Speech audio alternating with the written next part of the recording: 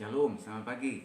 Saat pagi hari ini kita berjumpa kembali di hari yang ke-9 di bulan Juni tahun 2020 untuk kita akan merenungkan bagian kebenaran firman Tuhan sesuai dengan tuntunan bacaan Alkitab tahunan kita. Tapi sebelumnya mari kita kembali bersatu dan bersyukur kepada Tuhan di dalam doa kita. Dan bersyukur kepada Tuhan pagi hari ini kami terima kasih karena Tuhan sudah terus memimpin kami, menyertai kami sampai pada hari ini kami ada ya Tuhan di hari yang ke-9 bulan Juni tahun 2020 dan bersyukur atas penyertaan Tuhan, pimpinan Tuhan bagi kami. Dan saat pagi hari ini Tuhan kami akan merenungkan arah firman-Mu ya Tuhan bagi kami semua. Tuhan tolong kami semua, Tuhan tolong hamba-Mu Rapi untuk boleh menjadi saluran berkat bagi seluruh umat-Mu jemaat-Mu Tuhan, bahkan bagi setiap mereka juga yang ikut bersama-sama dalam perenungan pagi saat pagi hari. Kami serahkan jam ini ke dalam tangan Tuhan. Di dalam nama Tuhan Yesus Kristus kami bersyukur dan berdoa kepada Bapa surga. Haleluya. Amin. Kita sudah sampai di tuntunan Alkitab bacaan tahunan kita di 9 Juni tahun 2020 ini, yaitu di Perjanjian Lama kitab Ester pasal 9 sampai 10, dan nanti di Kisah Rasul di Perjanjian Baru Kisah Rasul 7 ayat 23 sampai 41. Kita akan merenungkan bagian firman Tuhan saat pagi hari ini dari kitab Ester. Kita akan bacakan bagi kita semuanya di kitab Ester pasal yang ke-10. Ini kita lihat pasal yang ke-9 itu tindakan orang Yahudi terhadap musuhnya, dan juga ada hari raya penetapan hari raya Purim. Dan di pasal yang ke-10 ini tentang kebesaran Mordekai ya. Ester 10 ayat yang ketiga. Saya bacakan dari ayat yang pertama. Maka Raja Ahasiweros mengenakan upeti atas negeri dan daerah-daerah pesisir juga. Segala perbuatannya yang hebat serta gagah dan pemberitaan yang seksama tentang kebesaran yang dikurniakan raja kepada Mukai, bukankah itu semuanya tertulis dalam kitab sejarah raja-raja Media dan Persia? Ayat 3. Karena Mordekai orang Yahudi itu menjadi orang kedua di bawah Raja Ahasiweros, dan ia dihormati oleh orang Yahudi serta disukai oleh banyak sanak saudaranya, sebab ia mengikhtiarkan yang baik bagi bangsanya dan berbicara untuk keselamatan bagi semua orang sebangsanya. Kalau yang terkasih, di ayat yang ini bagian 3 ayat yang terakhir ini kita melihat bagaimana seorang yang bernama Mordekai ya, Mordekai yang di mana ketika dia ada duduk di gerbang istana raja, dan juga kita lihat apa yang dilakukannya terhadap Ester, anak saudara ayahnya, bagaimana ketika ibunya meninggal, maka orang tuanya meninggal, maka Mordekai ini yang mengasuh Ester ya. Dan ketika ada Ratu Wasti dibuang dan pemilihan ratu yang baru, maka kata firman Tuhan, Mordekai ini juga menyuruh Ester ya untuk ikut, dan ternyata anugerah Tuhan terjadi, dan dia dapat diangkat menjadi ratu menggantikan Ratu Wasti yang telah dibuang. Dan ketika dia mengetahui sebuah perkongkolan ya, bagaimana Bigtan dan Teres, sida-sida termasuk dalam sida penunggu pintu gerbang, maka hendak membunuh raja. Maka ketika dia mengetahui rancangan tersebut, dia segera melaporkan ya kepada Ester untuk disampaikan kepada Raja Ahasiweros ya. Dan akibatnya kita lihat akibat dari perbuatannya itu, yang karena menyelamatkan nyawa raja dari persekongkolan jahat ya, dan juga untuk supaya terjadi ketidakstabilan kepada kerajaan Media Persia pada saat itu, maka pada saat dia berada di ujung tanduk ya, nyawanya dapat diselamatkan. Dan juga bagaimana rancangannya kita melihat ketika orang Yahudi ini yang sudah musuh-musuh mereka akan membunuh mereka oleh karena rancangan jahat Haman yang sudah ditandatangani oleh Raja Ahasiweros ya. Tapi Mordekai pada saat itu ketika dia mendengar peristiwa akan apa yang akan terjadi bagi bangsanya, maka dia mengambil suatu tindakan ya. Tindakan kalau kita lihat di pasal yang sebelumnya, di situ kita melihat bagaimana apa yang dilakukan. Dia saya katakan bahwa dia mencari jalan untuk menyelamatkan bangsanya dari tangan Haman ya. Di situ dia sampai mengoyakkan pakaiannya, memakai kain kabung dan abu, berjalan di tengah-tengah kota sambil melolong-lolong dengan nyaring dan pedih. Artinya ini boleh dapat katakan sebuah tindakan yang memikirkan bagaimana keselamatan bangsanya. Nyawa mereka ada di ujung tanduk, ya, dan akan dimusnahkan oleh musuh mereka, yaitu Haman, ya, pada saat itu. Dan dia boleh datang, ya, atau saya dapat katakan bahwa ini sebuah tindakan merendahkan diri di hadapan Tuhan, mohon kepada Tuhan supaya Tuhan berbelas kasihan, ya. Dan kita tahu sebagaimana dalam raja-raja, ketika kita baca kitab raja-raja, dan juga ditawari menciptakan dengan raja-raja, ya, Yehuda, raja-raja Israel, ketika misalnya mereka berbuat jahat kepada Tuhan, dan sesudah itu Tuhan datang dengan nabinya dan menegur, maka raja yang mendengar firman Tuhan tersebut, mereka dikatakan bahwa mereka mulai merendahkan diri, mengoyakkan pakaiannya, ya, dan sujud mohon kepada Tuhan, ya, mohon pengampunan, ya. Dan Tuhan terkasih, dapat kita katakan ini juga ialah ya bos, sebuah tindakan untuk merendahkan diri di hadapan Tuhan. Seorang yang dikasih beban untuk melihat akan keselamatan bangsanya. Oh, bangsa Yahudi ini yang pada hari ini sedang dalam ancaman, akan hendak dimusnahkan, dan Mordekai yang mengetahui hal tersebut, ya, maka dia segera datang, ya, untuk memohon merendahkan diri kepada Tuhan supaya Tuhan berkenan menyelamatkan bangsanya dan jangan dipunahkan. Bahkan dia menyampaikan kepada Ester supaya Ester sekiranya dapat menghadap kepada raja untuk memohon, ya, supaya ada kasih karunia, ya, atas nyawa bangsanya. Dan setelah mereka bersepakat untuk berdoa dan berpuasa selama 3 hari, dan apa yang terjadi sesudah doa puasa tersebut, Tuhan membalikan rancangan jahat Haman itu, ya, bahwa lubang yang digalinya itu menjadi jerat bagi dia sendiri, dan Tuhan menyelamatkan Mordekai dan bangsa Yahudi. Bahkan akhirnya kita melihat melalui juga Ester yang datang kepada raja, bahwa akhirnya surat yang telah ditandatangan oleh raja tersebut yang diberikan ditarik, ya, dan orang Yahudi dapat mempertahankan diri mereka dengan membunuh musuh-musuh yang ada, ya, di sekeliling mereka.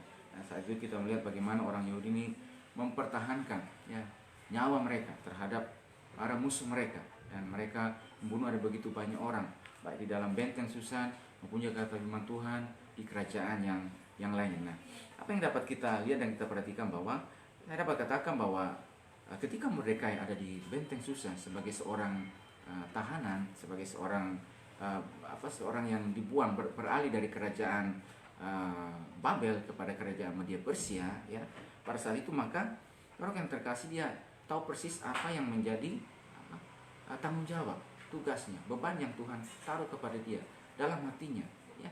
Baik, kita melihat baik kepada beban, yaitu terhadap di sini katakan firman Tuhan, ia merancang sebab ia dihormati oleh Yahudi serta disukai oleh banyak sanak saudaranya, sebab ia mengikhtiarkan yang baik bagi bangsanya dan berbicara untuk keselamatan bagi semua orang sebangsanya, ya. Jadi kalau kita lihat, perhatikan, kita mengatakan firman Tuhan, ia sangat dihormati oleh orang Yahudi serta disukai oleh banyak sanak saudaranya, ya.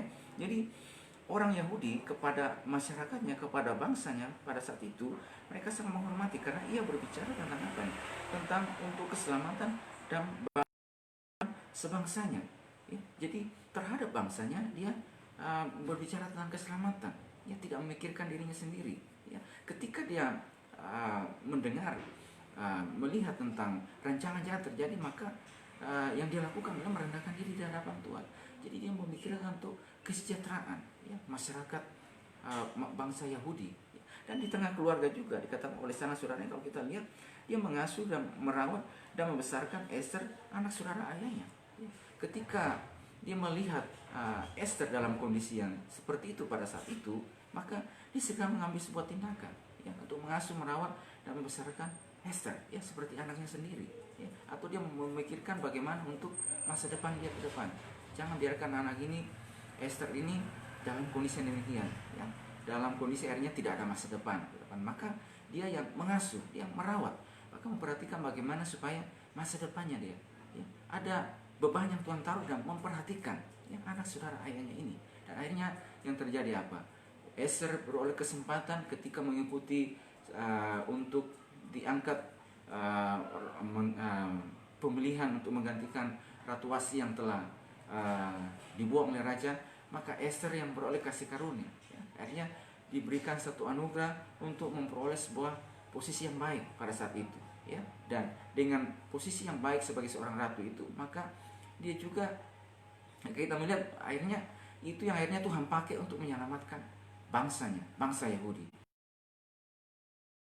Ada beban yang Tuhan taruh kepada Mordekai, yang Tuhan taruh untuk mengikhtiarkan, ya, keselamatan, untuk merancangkan keselamatan. Di sini kata firman Tuhan berbicara keselamatan bagi semua orang sebangsanya. Jadi sekali lagi saya mengatakan bahwa dia tidak hanya memikirkan dirinya sendiri saja, ya. Bahkan dapat kita katakan ketika kebesaran itu dianugerahkan raja kepada Mordekai, maka sekarang kebesaran itu tidak digunakan untuk bertindak sewenang-wenang, ya. Tidak seperti seorang Haman yang ketika dianugerahi kebesaran oleh raja, maka dia bertindak sewenang-wenang, ya. Dia bertindak bagaimana hanya untuk dirinya saja, ya. Dan Mordekai ketika menjadi seorang yang dianugerahi, ya, orang nomor 2 kata firman Tuhan di kerajaan Media Persia pada saat itu, tapi firman Tuhan, maka dia mengikhtiarkan, atau saya dapat katakan bahwa orang ini, Mordekai ini tahu persis, ya, tugasnya, tanggung jawabnya, panggilannya, misinya, beban yang Tuhan taruh di hatinya. Dan ketika dia ada di tempat tersebut, apa yang harus dilakukan, apa yang dikerjakan. Dan ini saya katakan bahwa dia menghadirkan kesejahteraan, ya, menghadirkan kesejahteraan di mana dia berada, ya, di kota di mana dia berada, ya. Sebagaimana firman Tuhan disampaikan Nabi Yeremia, ya. Dan tidak hanya bagi kotanya, bagi sanak saudaranya, ya, bagi keluarganya, sanak saudaranya, dia mengikhtiarkan keselamatan, kesejahteraan. Jadi hadirnya baik di tengah-tengah pemerintahan pada saat itu, ya, di tengah pemerintahan menjadi orang nomor 2, saudara terkasih, tidak menyalahgunakan, ya, wewenang yang ada, tetapi dia mengikhtiarkan juga keselamatan, kesejahteraan terhadap daerah di mana dia berada. Bahkan ketika dia duduk pintu gerbang istana raja, di situ kita melihat bahwa saudara terkasih, harusnya pada saat itu, harusnya juga kalau dia berpikiran untuk bagaimana juga mungkin dia ikut merancang juga supaya terjadi ketidakstabilan kepada raja kerajaan Media Persia, karena Raja Ahasuerus dibunuh, sehingga mereka bisa beroleh kesempatan, ya, untuk kembali ke daerah mereka, ke kerajaan Yehuda, ke Yerusalem. Tapi dia tidak melakukan, ya, hal yang demikian.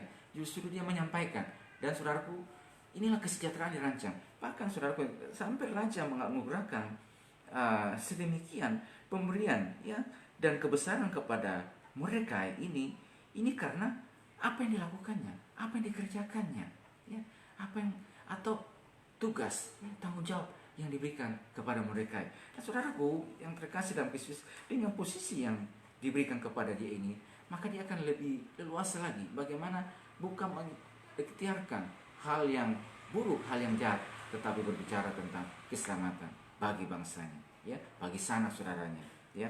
Jadi saudaraku, inilah yang dapat kita juga katakan bahwa bagian dari akibat atau pahala, ya, upah, ya, yang diterima, ya, upah yang kita katakan ini adalah upah yang sementara, ya, upah yang sementara yang dianugerahkan kepada Mordekai, ya. Kita tahu Alkitab membicarakan tentang upah, ya, bagi setiap anak-anak Tuhan, bagi setiap orang yang percaya.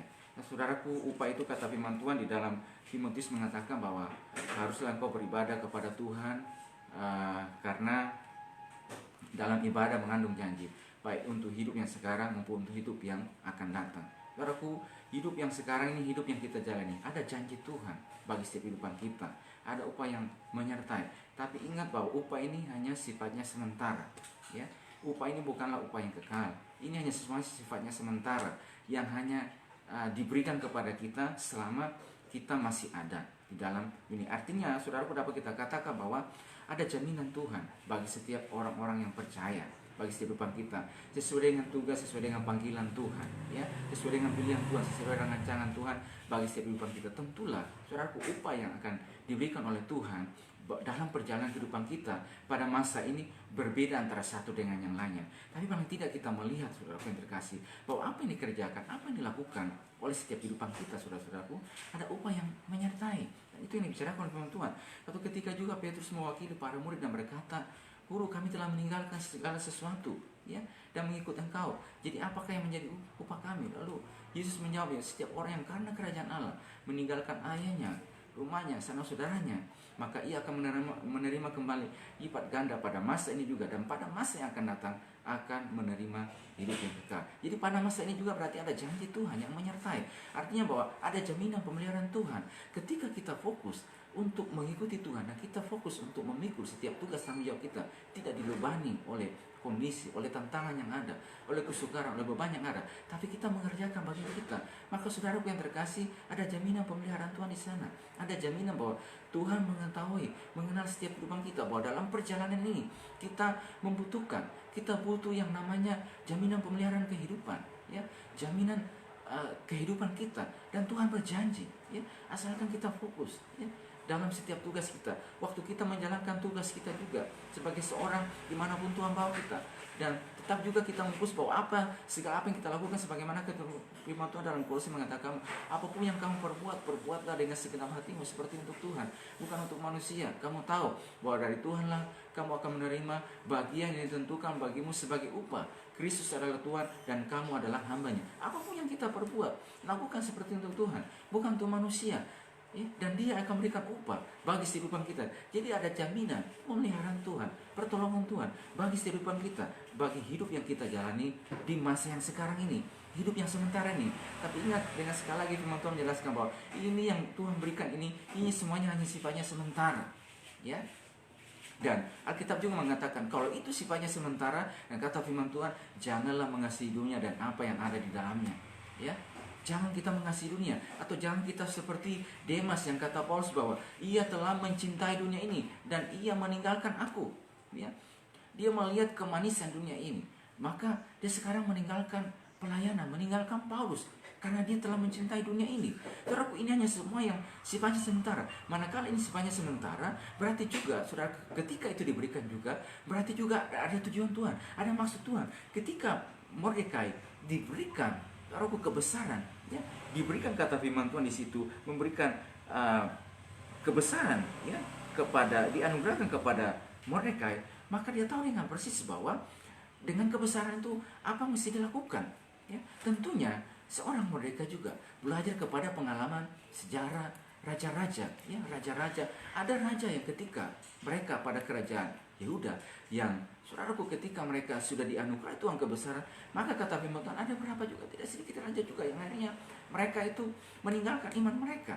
Bahkan juga pasti belajar kepada bagaimana seorang raja besar, ya, Raja Salomo, yang kata firman Tuhan ketika anak Daud ini, Raja Salomo ini menjadi seorang raja besar, dianugerahkan Tuhan keamanan yang luar biasa, ya. Dan saudaraku ketika dia menjadi seorang raja besar, kerajaan yang kuat pada saat itu, aku terkasih pada akhir-akhir pemerintahannya, pada awal-awal pemerintahannya, dia membangun bait suci dan juga membangun istananya. Tapi pada akhir pemerintahnya, oleh karena banyaknya pemberian, ya, yang diberikan, upeti yang diberikan oleh raja-raja yang datang kepadanya, ternyata itu telah membelokkan hatinya. Dan oleh karena itu juga saudaraku, istri yang begitu banyak, ya, yang akhirnya membelokkan imannya daripada Tuhan, ya, sehingga tidak dengan sepenuh hati mengikut Tuhan. Dan akibatnya dia berkata firman Tuhan, dia mengikuti dewa-dewa, dewa-dewi, ya, dewa-dewi yang dibawa istrinya menyimpangkan hatinya daripada jalan Tuhan.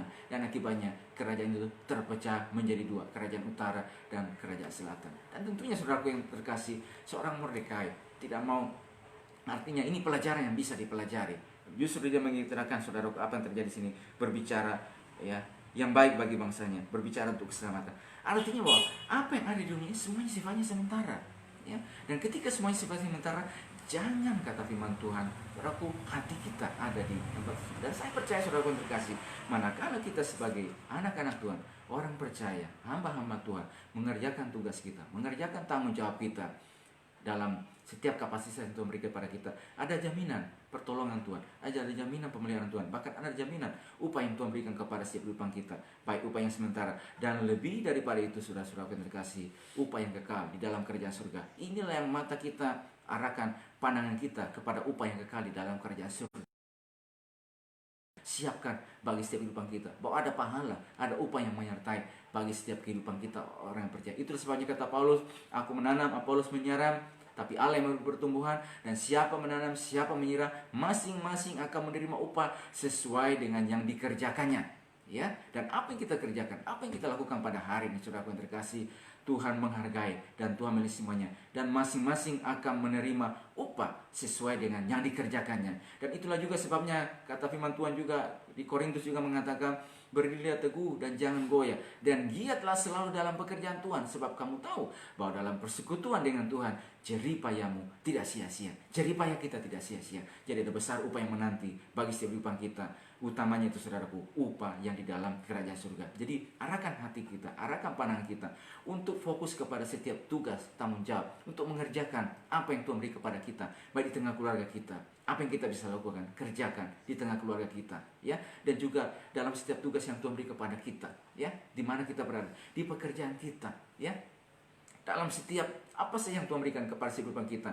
Bagaimana, saudara yang terkasih, kita tidak hanya memperhatikan diri kita sendiri saja. Ya, itu sebabnya Paulus juga menasihati bahwa janganlah tiap orang hanya memperhatikan kepentingan dirinya sendiri saja, tapi kita melihat kepada Kristus, ya, yang telah merendahkan dirinya, ya, untuk keselamatan kita. Dan apa yang telah Kristus lakukan ini menjadi, saudara-saudaraku, menjadi pelajaran bagi seluruh kita sebagai orang percaya, tidak memperhatikan kepentingan diri kita sendiri saja, tetapi kita melihat juga bagaimana kita berguna, kita menjadi berkat, kita menjadi teladan di mana saja Tuhan berada, baik dalam skala yang kecil, dan kalau percayakan dalam menjadi berkat dalam lingkup yang lebih besar lagi, sehingga nama Tuhan dipermuliakan melalui kehidupan kita. Supaya bisa berdoa bagi setiap kehidupan kita pada hari ini, Tuhan berikan kekuatan kepada kita untuk mengerjakan setiap tugas kita, setiap tanggung jawab. Apa, saudara yang terkasih, yang Tuhan taruh ketika saudara di mana, bukan sesuatu yang kebetulan. Dan ketika saudara ada di tempat di mana saudara Tuhan bawa, sekarang apa yang saya bisa lakukan? Rancangan baik seperti apa yang saya bisa kerjakan di tempat yang tersebut. Saudara yang terkasih, lakukan seperti untuk Tuhan, bukan untuk manusia. Dan Tuhan akan berikan kekuatan bagi setiap kehidupan kita. Puji Tuhan, Tuhan berkati setiap kehidupan kita, Tuhan berikan kekuatan kepada setiap kehidupan kita saat pagi hari ini untuk melangkah dan terus mengarahkan kehidupan kita, pandangan kita, fokus kita kepada upah yang kekal di dalam kerajaan surga, ya, di dalam kerajaan surga yang kekal yang sedang menanti setiap kehidupan kita. Puji Tuhan, Tuhan berkati setiap kehidupan kita pada saat pagi hari ini. Mari kita datang kepada Tuhan dan kita bersyukur dan berdoa kepada Tuhan. Kami bersyukur kepada Tuhan saat pagi hari ini. Terima kasih kami kembali belajar kebenaran firman-Nya Tuhan. Kami tahu ya Tuhan, manakala Tuhan bawa kami untuk ada ya Tuhan, di mana kami berada pada hari ini, baik di tengah keluarga, di pekerjaan kami, di masyarakat, atau di mana saja kami berada ya Tuhan. Itu adalah panggilan Tuhan bagi kehidupan kami, dan di hadirnya di mana kami berada ya Tuhan, ada sebuah beban, ada sebuah tanggung jawab ya Tuhan, yang Tuhan taruhkan bagi kami ya Tuhan, yang Tuhan supaya kami memikulnya dan ikut bersama-sama Tuhan, sehingga ada kebaikan-kebaikan yang kami rancangkan di mana kami berada ya Tuhan. Tuhan, kami belajar kebenaran firman-Mu saat pagi hari ini Tuhan. Kami tahu ya Tuhan, ada janji Tuhan yang akan menyertai bagi setiap langkah umat-Mu, bahwa selama kami berada dalam dunia ini Tuhan, menantikan kedatangan kerajaan pada kali yang kedua ya Tuhan. Saat itu tiba bagi setiap kehidupan kami ya Tuhan. Ada janji penyertaan Tuhan, ada janji pemeliharaan Tuhan bagi setiap kehidupan kami, sesuai dengan yang Tuhan anugerahkan bagi kami ya Tuhan.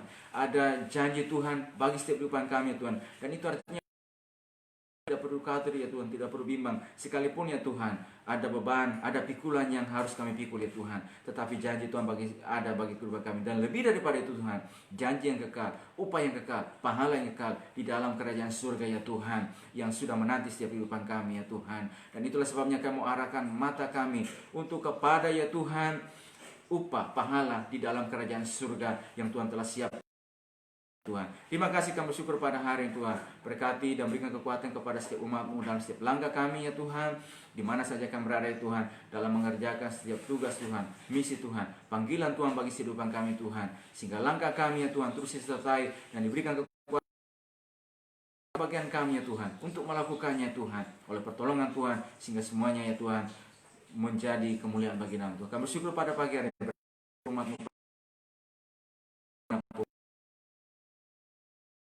bersyukur dan berdoa kepada Bapa di surga. Haleluya. Amin. Puji Tuhan untuk mereka setiap kehidupan kita saat pagi hari ini. Selamat beraktivitas dan shalom.